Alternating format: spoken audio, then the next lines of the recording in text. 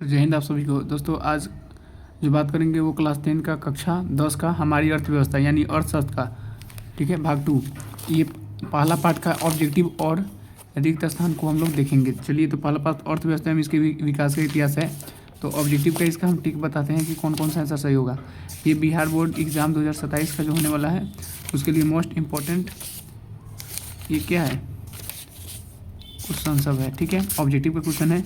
तो चलिए हम आपको बताते हैं। पहला, यहाँ पे पहला हो गया, ठीक है। तो सही विकल्प को चुने, पहला दिया है सही विकल्प को चुने। वस्तुनिष्ठ प्रश्न, निम्न को प्राथमिक क्षेत्र कहा जाता है। तो कृषि क्षेत्र जो होता है इसको प्राथमिक क्षेत्र कहा जाता है। कृषि क्षेत्र को क्या कहा जाता है, प्राथमिक क्षेत्र।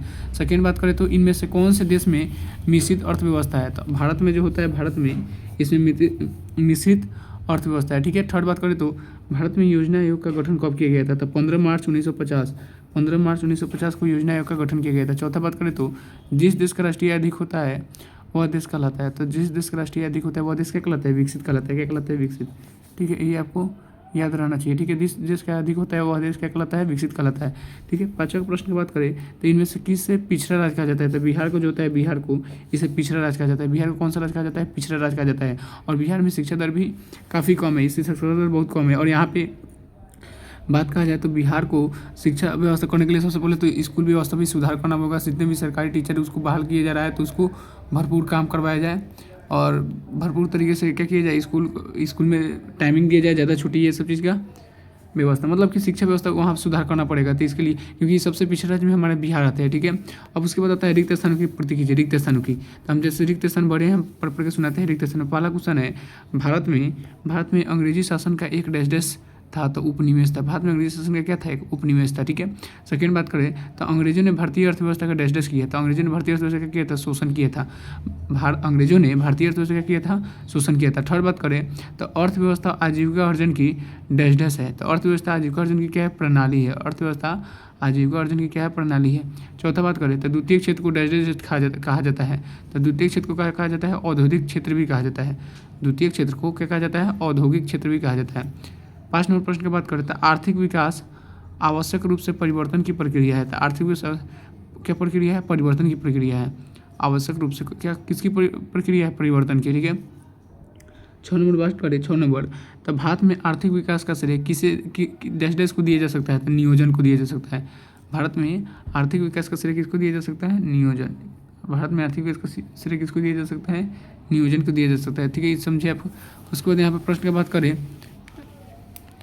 7 नंबर तो आर्थिक विकास की माप करने के लिए डैश को सबसे उचित सूचकांक माना जाता है। तब प्रति व्यक्ति आय का सबसे उचित सूचकांक माना जाता है, ठीक है। 8 नंबर, साधनों के मामले में धनी होते हुए भी बिहार की स्थिति क्या है, तो दयनीय है, ठीक है। साधनों के मामले में धनी होते हुए भी बिहार की स्थिति क्या है, दयनीय है, ठीक है। 9 नंबर में बात करें, बिहार में डैश ही जीवन का आधार है। तो बिहार में कृषि जो होता है यही जीवन का क्या है, आधार है। बिहार में कृषि जीवन का क्या है, आधार है, ठीक है। 9 नंबर। 10 नंबर, बिहार के विकास में डैश एक बहुत बड़ा बाधक है। तो बिहार के विकास में बाढ़ जो होता है एक बहुत ही बड़ा क्या होता है, बाधक है।